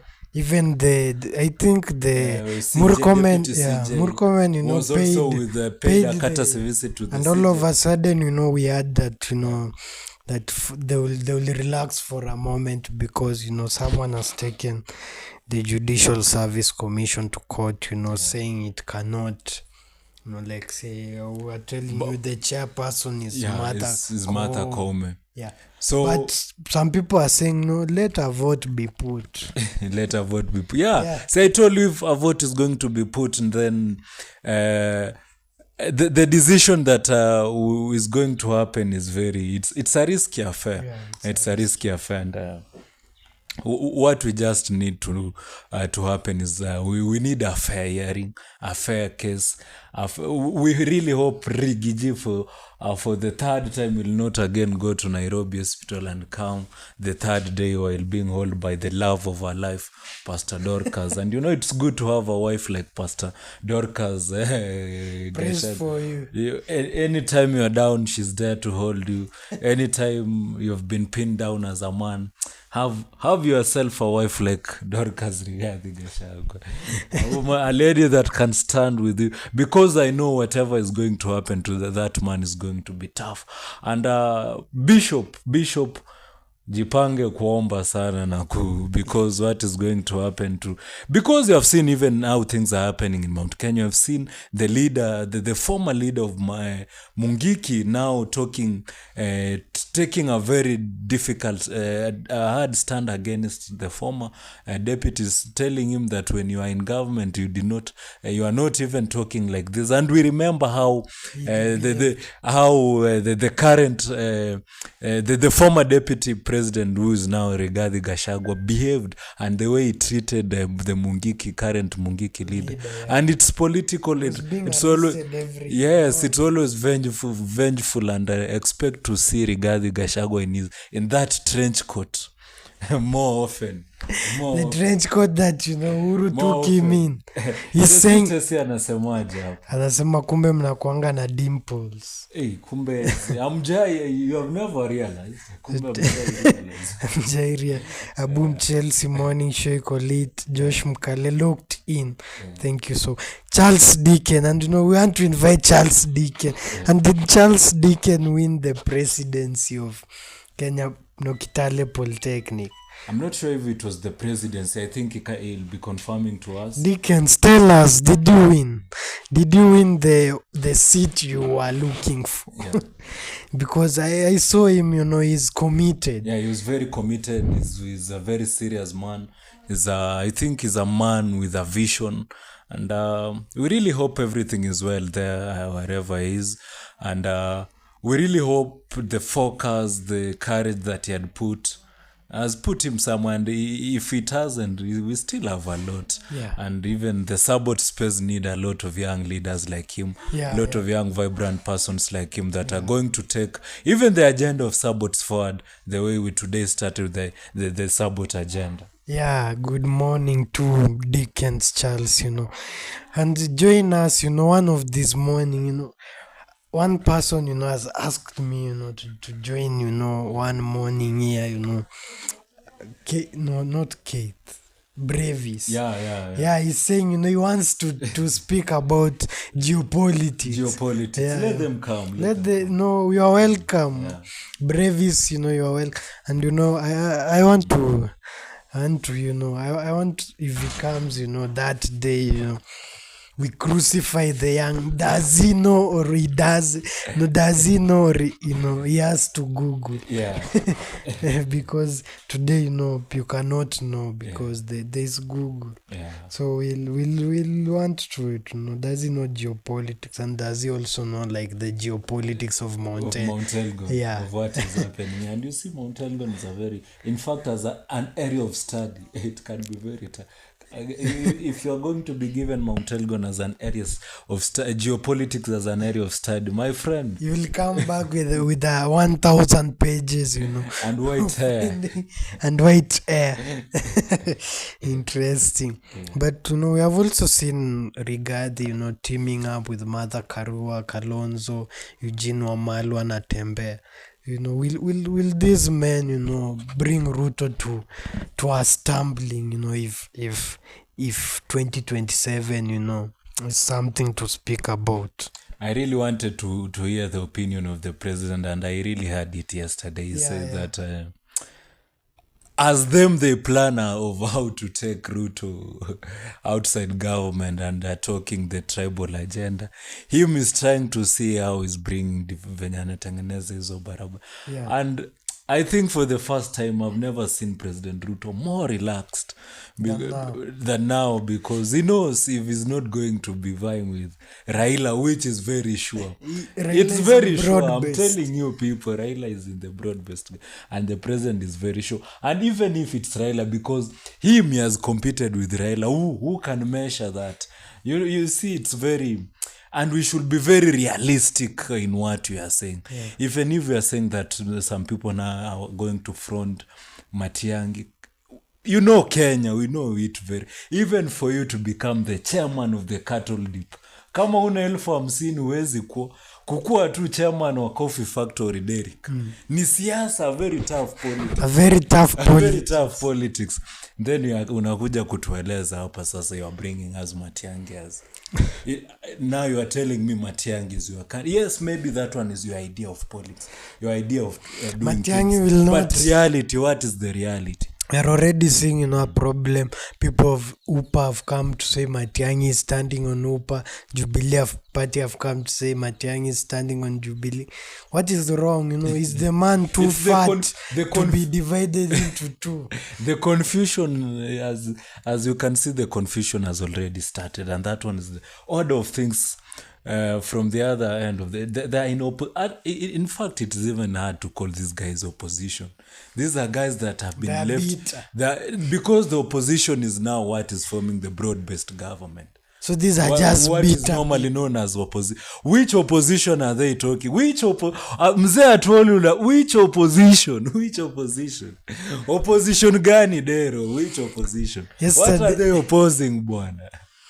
I think, they are not the opposition. They are the official, bitter men. Yeah, because we know if you are indeed in opposition, you are now the people coming up with alternative policies. If the government is doing this wrong, as the opposition, this is what you should offer as the alternative of the people of Kenya, not just sabotaging. Because should we now go to the twende kwa shimo kama inchi ama because now things are not working because the economy is bad, should we now go to the hole or try to salvage? I think it's now what Mzee Mbadi is exactly trying to do and what is telling us that this is the situation that we're having in our coffers.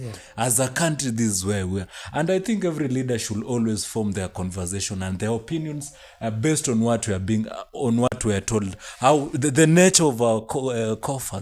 What do we have in our central banks of Kenya?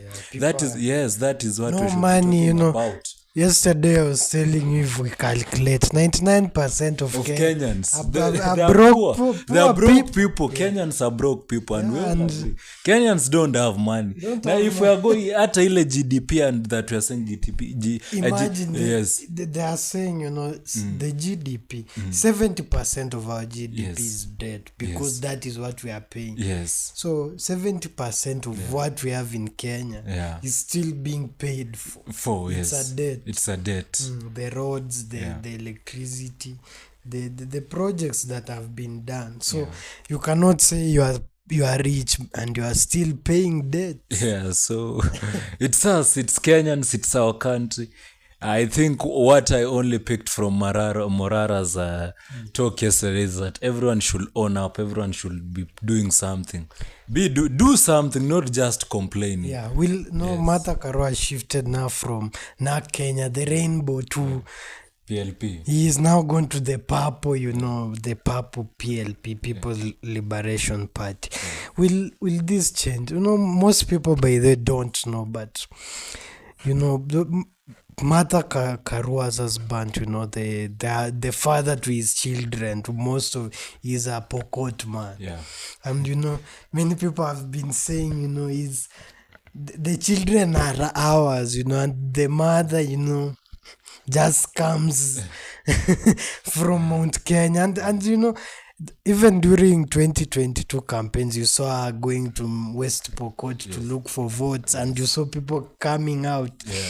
Those are the shemejis of Martha Karua. They came to see the shemej. They came to see that. So Martha Karua children are Pokot, by the way. The children, you know, the father is Pokot, and that's why, you know, even votes, Azimio got votes in West Pokot, you know, Lanyangapo and the Shemejis did something for their loved one. But, you know, apart from that, you know, the Iron Lady has said, I'm going for the president. Yeah, I'm going for the presidency. And if Raila is going to talk to me, you know, he better be looking for the deputy president. Confusions as always.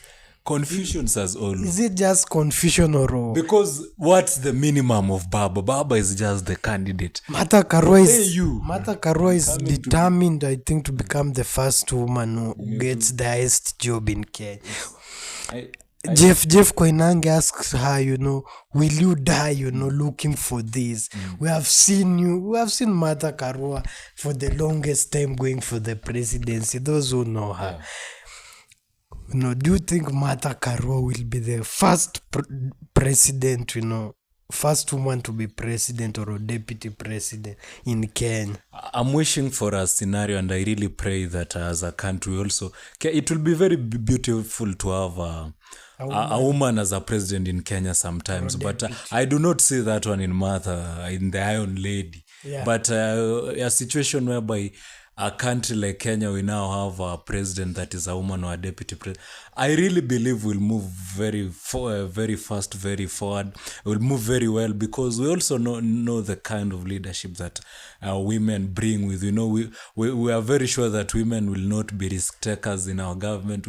We are very sure women will pay debt. But I'm told that I've seen a research that is saying that women are really paying their debts in their banks, and women they're doing good in terms of even in terms of credit. One thing is, you know, a woman, you know, will always, you know, if a woman gets like 500 from a certain place, you know, you'll always be loyal. You know women.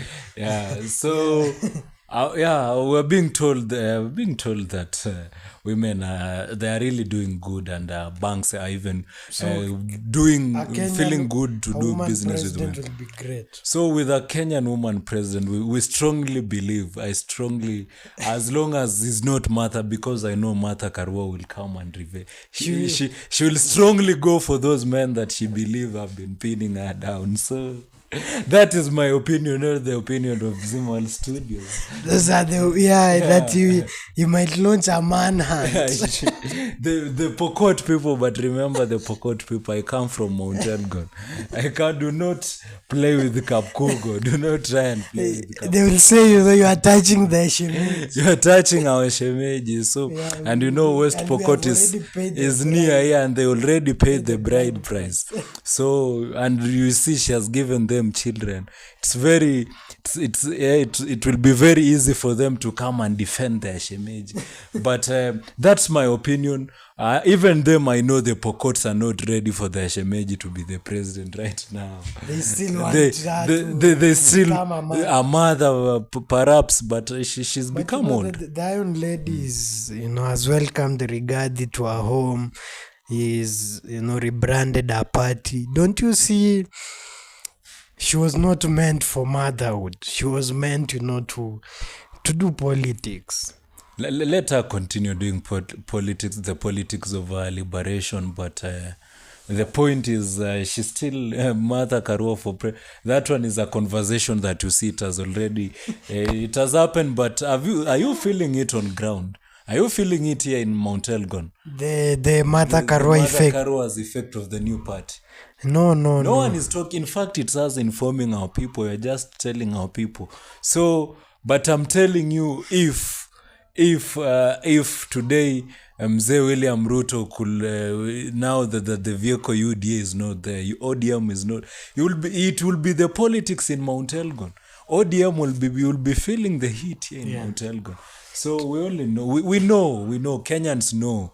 It's that they know the ultimate end. But right now they just want to juggle and entertain their minds in different trying options.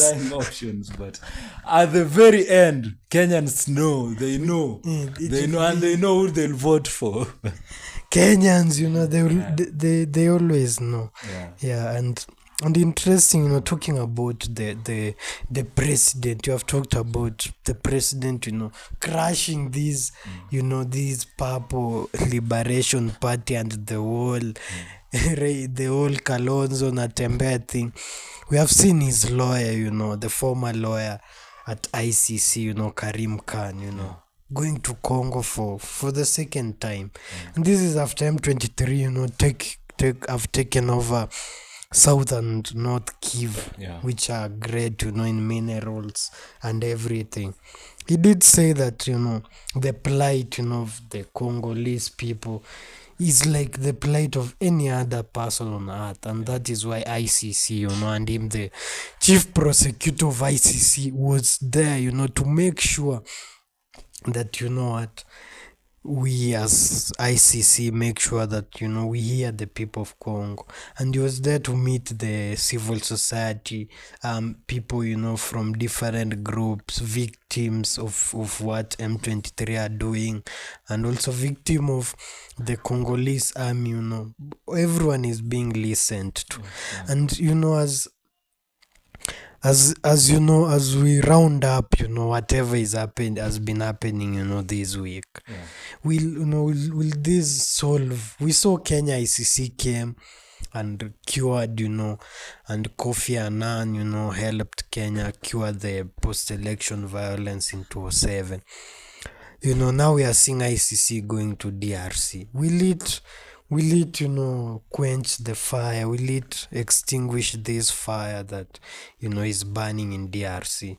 I think it brings a solution as long as people are going to be prosecuted. Let them make sure that the way it was done in Kenya, why was it so easy maybe to mention those politicians? I think the buck stops at the leaders. So if those leaders of those are particular. But the problem with the Congo, again, Derek, we have been talking about M23. We have a lot of warring groups in Congo. We have a lot of warlords in Congo. We have a lot of groups. So it's so, for Congo, it's so hard. And you see, I really pity the people of Congo, Derek, because if you see, even when you look at the news, when you look at those international, you see some people suffering, people miguza what. It's those images, graphic images from Congo. It's a very the mass, migration. Yeah, yes, it's people very, moving in very, masses. and it has been happening every year. There is no year that the people of Congo have really experienced peace. Situation. They have children have been born at war. People have been living in war.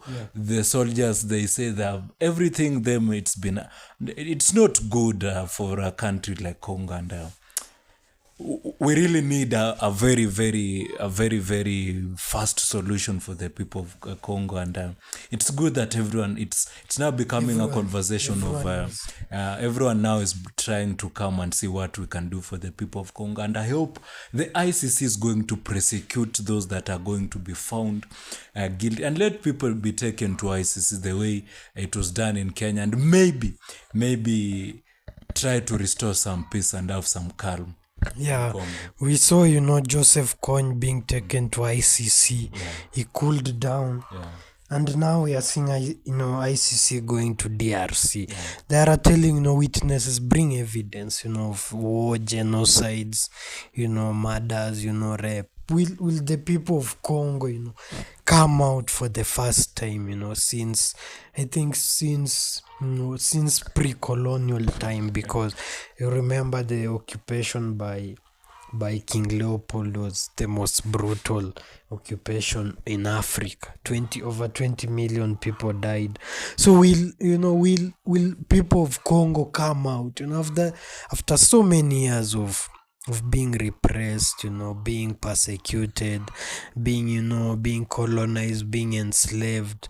Will they now, have courage to come out and say, is what is happening in our country? The people of Congo, they have always been very courageous to come and explain their plights to everyone, to the world, to see how the situation how the situation is in Congo. I've seen those people. If there are people that have been seeking for peace, there are people in Congo. I've seen even those that are immigrants. People are trying to migrate, trying to find peace. And we all know that where we are at right now is that the people of Congo want peace. And if there is something that the people of Congo want peace, and I really hope they are going to get a political leader that is, because we also know that it will need a good political goodwill. With good leaders, I think we are going to stop a lot of and making sure that everyone is in government, like the situation that is in Kenya. And I've tried to tell you, when people want to be in government and government can accommodate everyone, let them join the government and be part of it. The M23, and they are claiming that the people of Congo, if that the people of, and Congo is a very big country. What is the problem? They have a lot of mines. Almost the size of Western Europe. Yes, they have a lot of things that they can sustain themselves. They have a lot of mining. The problem, is the vested interests. They have a lot of minerals. So everyone wants it, even the local people. So the local people are turned to militia, to fight for the interest of the big man. But also we have seen, UK ending the bilateral aid to Rwanda. We have seen the US sanction, the Rwanda Minister for, I think, Regional Integration, James Kabarebe. Is the world coming down to Rwanda? Yeah, I think many sources and many people have strongly believed, and they believe that Rwanda is the country that is strongly funding the M23. Yeah. But that said, Kagame also has not refused. All said and done, Kagame has not refused, and I don't think that we really have a law that again is coming from those like Britain is not. It's not. It's not that the people that they're supporting the economy of Rwanda. It's not these American countries that are really supporting Rwanda per se. Those are only sanctions that I believe, apart from the international, those are maybe international relations.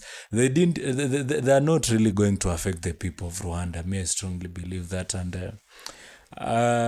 It's if it has been the commitment of the Rwandan president, the Rwandan people, maybe to support the M20. The M23 is still going to forge, and I've even seen the M23 is still doing the popularizing their movement, doing those movements in the western part of Congo, eastern part of Congo, with a lot of numbers, with a lot of people. Yeah, people are which also means joining. yes, people are also. So if it's going to be a very large political movement, woe unto them. It's Yeah. Remember in 2009 they did march, all the way from eastern DRC to Kinshasa, and ended up with the peace accords, that were signed in 2009. And among the things that were signed on were M23 to be included in the DRC army. Will we see a compromise from Tshisekedi?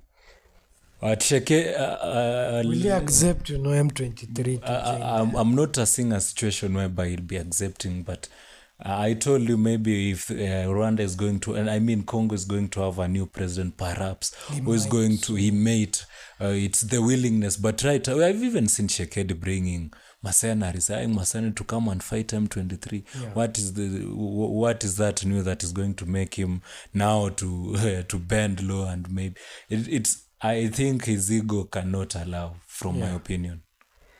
Yeah, we hope, all the best, as ICC, prosecutor Karim Khan visits, Kinshasa, he's meeting the president, he's asking the witnesses to come out, and say, give out evidence of genocide, murder, and other things. I see Naomi Gonzalez, saying awesome, Lucy Ndiwa saying good one, thank you so much. And another place, that is affected by war that we have talked about this week is Sudan. What can we say about Sudan, as we wrap up this week? The war is continuing there. The armed forces are still trying to capture places occupied by RSF. Will there be a solution? Kenya is still pushing for peace in Sudan. I think I'll not use a lot of words, but let us allow my mediation and talks to continue taking place in Sudan. We know if more than 20 political parties, RSF and the people that have been meeting, are going to, it's their country. We believe, let's hope that we are going to have a ceasefire from both the armies, and maybe reduce the killings of those that are the innocent civilians, because we know women and children are finding themselves in very hard situations, especially when war escalates. And it's bad. It's been more than 200 people have died, 200k people have died. So we really hope the war is going to stop in Sudan, and they are going to find a new government, not a parallel government, the situation that we're having right now. Let them also have a government that a stable government, and it's a country that is in our region, and it's going to even boost us economically. It's a country that was producing a lot of sugar. It's a country that has a lot of, and as a neighboring country, let's wish them peace, because with a peaceful neighboring country, it means a lot for us. Yeah. Yes, let's hope, Bana, that Sudan, and now, finally, Ukraine, and before Ukraine, Gaza. Will, do we go the Trump way, or let Palestinians remain in Gaza and rebuild? Or we go the Trump way, America occupy Gaza, and, we move on?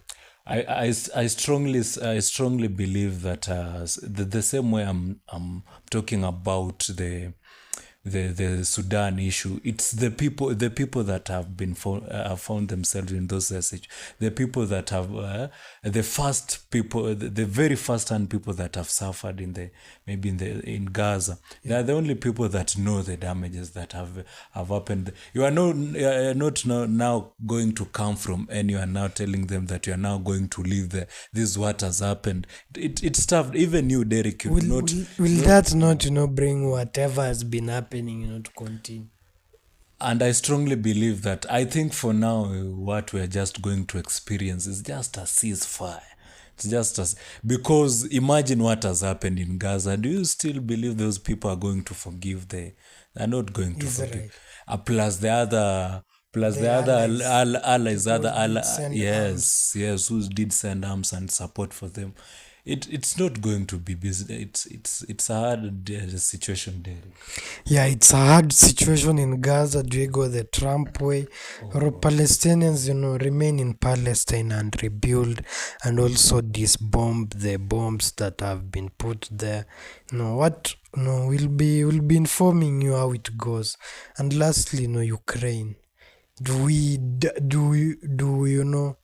Do Ukrainians, and European, do we go the Ukraine and European way, of making sure that Ukraine, gets back its pre-2014 borders, Russia, the assets of Russian oligarchs, is used to compensate America and Ukraine?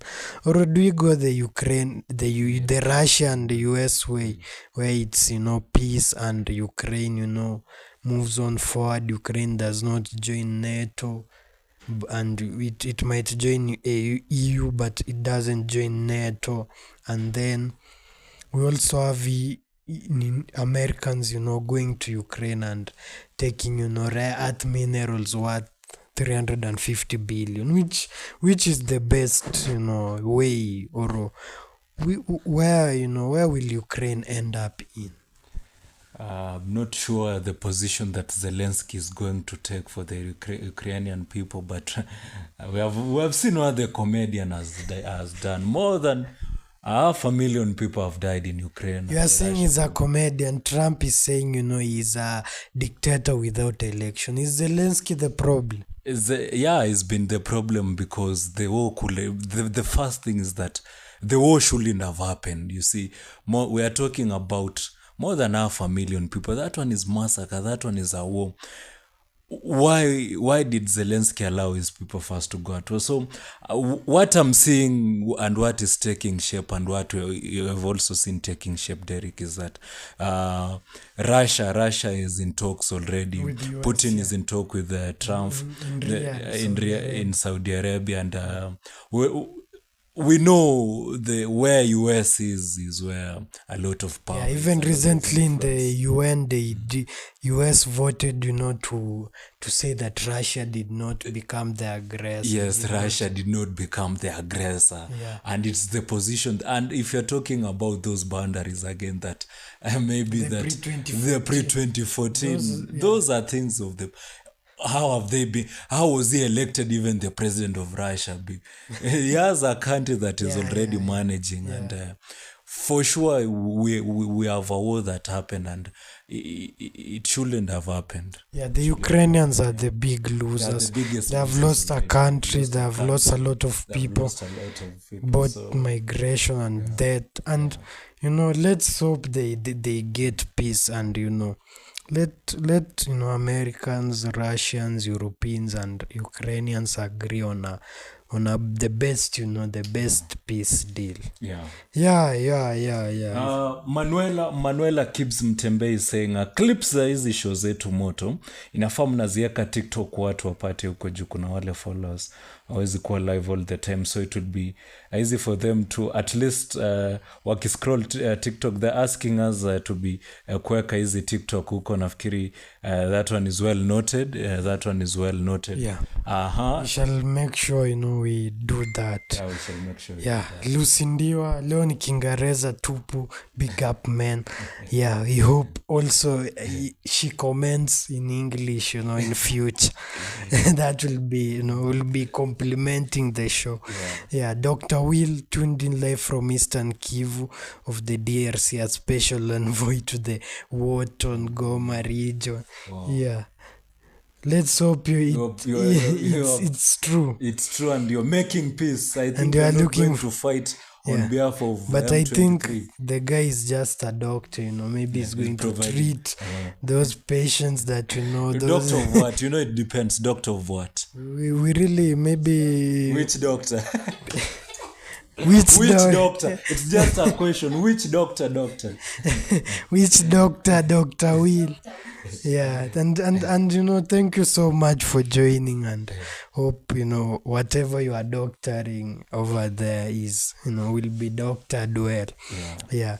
Masi kumbe dimples ikoa. Thank you so much, Masi. People, I think my dimples will be posted on Mzima Wells just so that just in case you can yes, but those are dimples not big for hire, things. Dimples for hire. Dimples, we used to have meaning in the past, not today. Today it's just like... It's in fact today we are being told by scientists that dimples is a disorder. There is a nerve that maybe did not come up very well, and that's why this dimples. But me, I don't have any disorder. Mine is out of order. It by came the order of the Peaky Blinders. Yeah, and today I'm here by the orders, of the Peaky Blinders, And Gachagua is looking for, Raila Odinga to wear the same hat. I don't know how Rigiji will look in it, but in the it's only applicable for the broad-based government. For he cannot wear. It cannot be it's too heavy for him.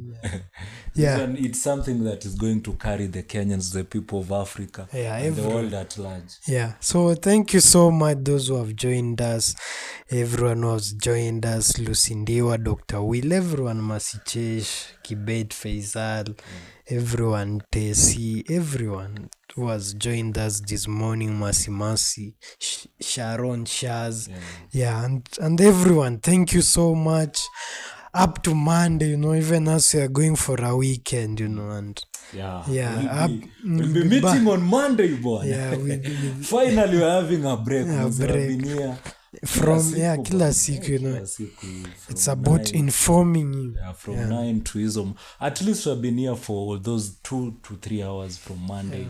And I think 2 days for the weekend, manze, hata sisi twende tupunge upepo wa bahari and look for more stories. For more stories to come on Monday. And those who want to come and sit down, talk about geopolitics. Brevis Matasero has asked, come, let us know. Do you know even the geopolitics of Elgon Ward? Do you know if if Kimobo votes this way and Kapso votes this way, what might happen? For sure. So thank you so much, those who have joined us. You have been with me, Derek Kipkorir, this morning. I've been your co-host, and our host has been Abel Kibet, also the director. For me is, wishing you all the best, up to Monday. I will be bringing you a lot of stories, that will be happening. Weekend is always the height of politics. Yeah. Thank you so much. Let's meet on Monday. Peace. Monday.